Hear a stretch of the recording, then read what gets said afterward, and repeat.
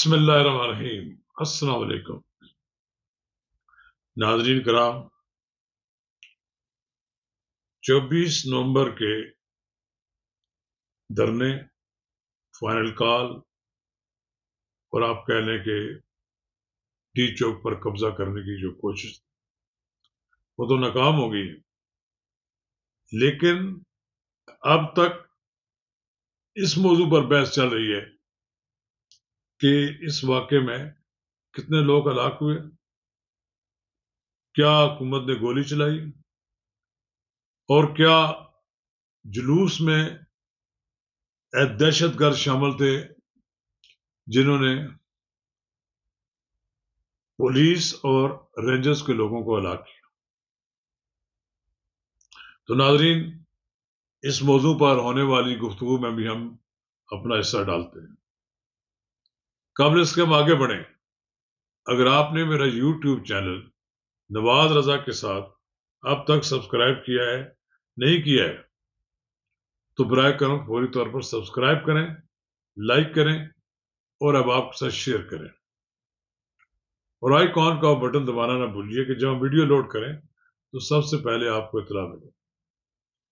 ناظرین کرام، یہ جو ڈی چوک کا واقعہ ہے اس کو اصولی طور پر تو نہیں ہونا چاہیے تھا، اور اس میں اصولی طور پر کسی طرح سے بھی ہونے والے جانی نقصان بھی نہیں ہونا چاہیے تھا۔ یہ تو ایک بات درست ہے کہ ہر آدمی کی یہ خواہش ہے کہ ایک شخص کی بھی ہلاکت جو ہے وہ قابل قبول نہیں۔ اب حکومت تو یہ کہتی ہے کہ ہم نے ایک گولی نہیں چلائی، حکومت کا بیانیہ بھی 100% درست نہیں ہے۔ ممکن ہے کہیں نہ کہیں تو گولی چلائی ہوگی جو اتنی شور سنائی دیتا تھا، لیکن یہ کہنا کہ پولیس کی گولیوں سے یا رینجرز کی گولیوں سے لوگ ہلاک ہوئے، اس بارے میں بھی کوئی مصدقہ بات نہیں کہی جا سکتی۔ اب تک پیمز اور پولی کلینک کی جو مصدقہ رپورٹس ہیں، جو وہاں زخمی آئے ہیں یا جو کہتے ہیں کہ 2 آدمی ایسے تھے جو نامعلوم لوگ ہلاک ہوئے تھے، ان کے بارے میں کہا جاتا ہے کہ یہ شاید جلوس میں گولی لگنے سے ہلاک ہوئے ہیں یا یہ زخمی ہوئے ہیں۔ زخمیوں کے بارے میں بھی کہا جاتا ہے کہ ان میں سے بہت سے لوگ بلٹ کے بجائے آنسو گیس کے شیل لگنے سے ہوا۔ اب ایک بات درست دیکھیں نا کہ ایک بات ڈی چوک پہ پہنچنے کی جو خواہش تھی بشرا بی بی کی، وہ اس لیے پوری نہیں ہو سکی کہ ان کو اسیسمنٹ نہیں تھا حکومت کے شدید رد عمل کا۔ یہ بات اب ڈکی چھپی نہیں ہے۔ پاکستان کی مسلح افواج کے سربراہ جنرل عاصم منیر نے پنڈی سے پیغام پہنچایا کہ میرے بچوں، مائی سنز، ان کے سپرد خواب کرنے سے پہلے، اور یعنی کہ ان کے منزل جو آخری منزل ہے اس تک پہنچنے سے پہلے پہلے ڈی چوک اور بلیو ایریا خالی کرا لیجیے۔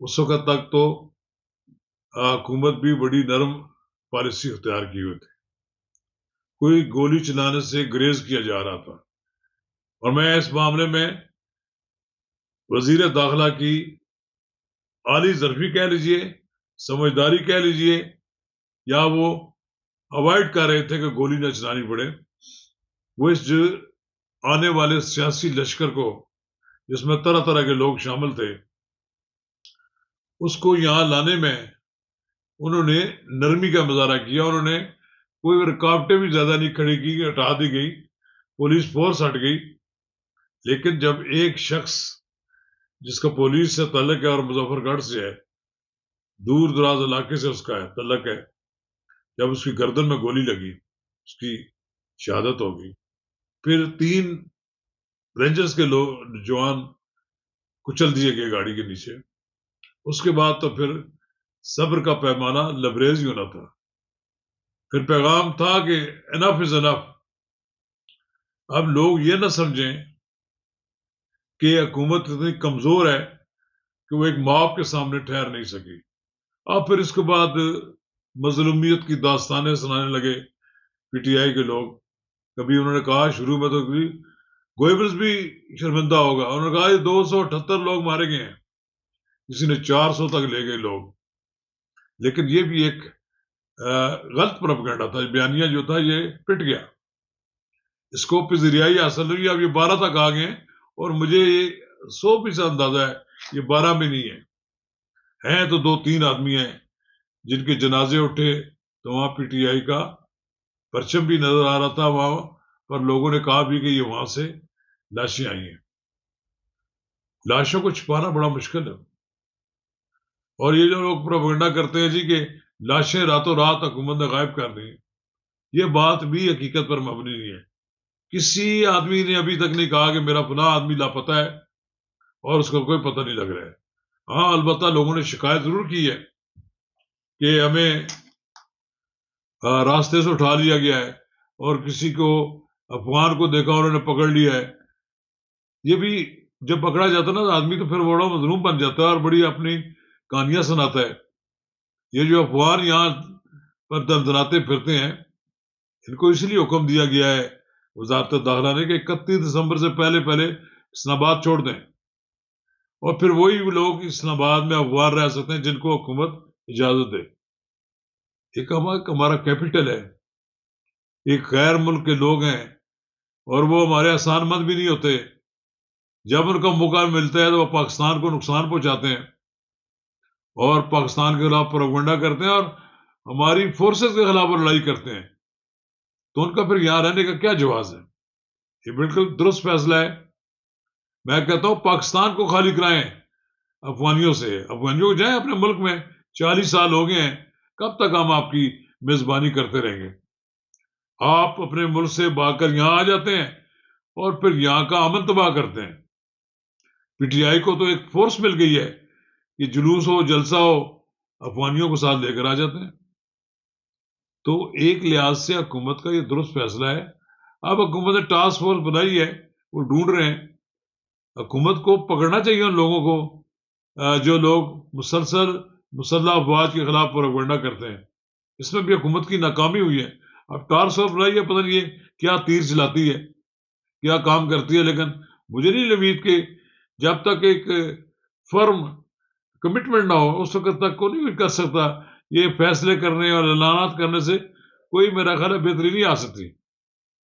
تو حکومت کو تو کرنا چاہیے. اب پی ٹی آئی کے بانی چیئرمین بھی کہتے ہیں کہ سنگجانی مجھے نہیں معلوم تھا کہ وہ پی ڈی سے باہر ہے. اس میں کوئی شک نہیں ہے کہ عمران خان نے یہ پیغام دیا کہ سنگجانی چلے جاؤ، وہاں بیٹھ جاؤ تو کچھ دنوں کے لیے. بھائی آپ کے پاس کوئی انتظام نہیں تھا، نہ کسی کو کھانا آپ کھلانے کے لیے آپ کے پاس انتظام تھا، نہ آپ کو پانی پلانے کا انتظام تھا، نہ ہی سردی سے رات کو بچنے کا کوئی انتظام تھا. تو ڈی چوک پہ آپ کا قبضہ کتنے دیر اور کتنے گھنٹے رہ سکتا تھا. اور یہ جو روش پیدا ہو گئی ہے جو 2014 میں جو ایک غلط روش پیدا ہوئی تھی، اس کو پھر عمران خان نے قائم کرنے کی کوشش کی لیکن اس میں ناکامی ہوئی ہے. اب سنا ہے کہ اسٹیبلشمنٹ کے کچھ لوگ نمائندے بن کر ان سے ملتے ہیں اور ان کو باہر جانے کی راہ دکھا رہے ہیں اور انہیں کہہ رہے ہیں کہ آپ اپنی جان بچائیں اور ملک سے باہر چلے جائیں. اس بات میں کوئی شک نہیں ہے، کوئی کمی نہیں ہو، کوئی شک نہیں ہے کہ ایسا ہو سکتا ہے کہ جو انہیں پیشکش کی ہو بالآخر عمران خان یہ مان جائیں اور یہ کہے کہ میں جبر کی حالات میں باہر جا رہا ہوں. اور یہ بھی ہو سکتا ہے ان کی ضمانت ہو جائے اور پھر باہر آ جائیں اور پھر خاموشی اختیار کر کے بیرون ملک چلے جائیں. لیکن فی الحال جو لوگ یہاں پر بڑے بڑے لوگ ان کی وکالت کرتے ہیں اور بڑے ان کے لیے دلائل دیتے ہیں کہ وہ ملک کے پاپولر لیڈر ہیں.